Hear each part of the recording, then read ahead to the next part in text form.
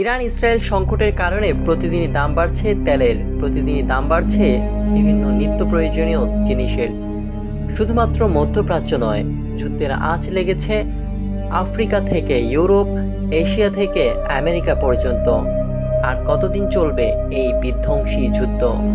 যখন ইসরায়েলের আকাশ প্রতিরক্ষা ব্যবস্থাকে বৃদ্ধাঙ্গুলি দেখিয়ে ইরানের মিসাইল লণ্ডভণ্ড করে দিচ্ছে একের পর এক শহর, ঠিক তখনই জাতির উদ্দেশ্যে ভাষণ দিলেন ইসরায়েলের প্রধানমন্ত্রী বেনিয়ামিন নেতানিয়াহু। কিন্তু তার এই ভাষণে কি থামার কোনো ইঙ্গিত আছে, নাকি শুরু হতে যাচ্ছে আরও ভয়াবহ কোনো ধ্বংসযজ্ঞ? এই যুদ্ধের শেষ কোথায়? সম্প্রতি ইরানের নজিরবিহীন মিসাইল হামলায় কেঁপে ওঠে ইসরায়েলের দুই গুরুত্বপূর্ণ শহর আরাদ ও জেমানো।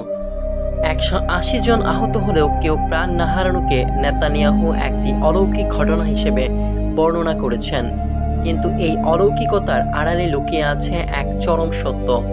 যুদ্ধের প্রথম দিন নেতানিয়াহু দাবি করেছিলেন ইরানের সক্ষমতা শেষ করে দেওয়া হয়েছে, কিন্তু বাস্তব চিত্র বলছে ভিন্ন কথা। আয়রন ডোম এখন আর আগের মতো সুরক্ষা দিতে পারছে না। নেতানিয়াহু এক কঠিন চ্যালেঞ্জের মুখে। একদিকে হিব্রু ভাষায় দেশবাসীকে ধৈর্য ধরার আহ্বান জানাচ্ছেন, অন্যদিকে ইংরেজিতে সুর মেলাচ্ছেন ডোনাল্ড ট্রাম্পের সাথে।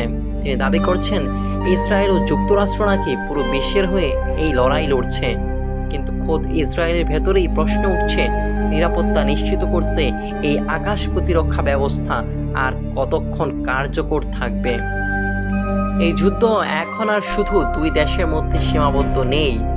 তেলের উপর মার্কিন নিষেধাজ্ঞা প্রত্যাহারের প্রস্তাব নাকচ করে দিয়েছে ইরান, যার জবাবে ডোনাল্ড ট্রাম্পের আক্রমণাত্মক সুর পরিস্থিতিকে আরও জটিল করে তুলেছে। লন্ডনে হামলার আশঙ্কা থেকে শুরু করে পোপ লিওর উদ্বেগ সবই ইঙ্গিত দিচ্ছে এক মহাযুদ্ধের। তাহলে আর কতদিন চলবে এই যুদ্ধ? নেতানিয়াহু তার ভাষণে পরিষ্কার করে দিয়েছেন, এই লড়াই ততদিনই চলবে যতদিন প্রয়োজন। অর্থাৎ কোনো নির্দিষ্ট সময়সীমা নয়, বরং প্রতিপক্ষকে পুরোপুরি নিঃশেষ না করা পর্যন্ত ইসরায়েল আর থামতে চাচ্ছে না। তার এই বক্তব্য ইঙ্গিত দিচ্ছে যে মধ্যপ্রাচ্যের এই আগুন অদূর ভবিষ্যতে নিভছে না, বরং আরও ছড়িয়ে পড়ার আশঙ্কা প্রবল।